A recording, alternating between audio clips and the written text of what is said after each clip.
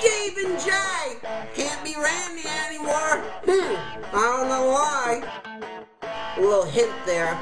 But anyway, I'm sitting here with my gay friends. But you can't see them because some of them aren't out. Can you imagine living in 2010 and you're not out and you're queer as the day is long? Ha! Imagine that! I have the door locked. I'm not letting them out. They can bang on the door all they want. I don't care. I got the key. And I locked all the windows too. So then, what do you think about that? Someone see him climbing out the window, my neighbor will be calling the police. He's taking a shower. He's a big queen too. I'm locked in the house.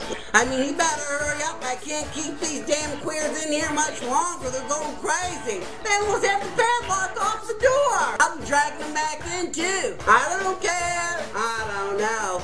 Oh, I mean, really? What's it come to? 2010, you got a lot of queers in the house just to have a little fun.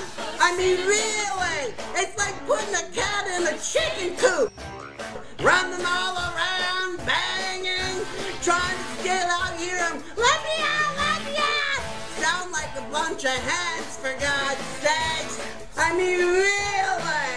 2010, queers everywhere, faking it. Doing women even, I found out my queers are doing women. What? How could you do that? It's so disgusting. It's all gross down there and sweat and gross. I can't be too graphic, but it's just disgusting. I gave that up in the 30s. Thank God. I can't even imagine. Stupid queers doing women. Gross. It's as bad as the married men coming over and doing men. Did I say that? I don't even care too. Let them call the police. I don't care. Oh, I mean, really? I don't care. Let me out, let me out. What are they going to say? Hey, want me locked in the house? I'll tell them. Well, they're queer.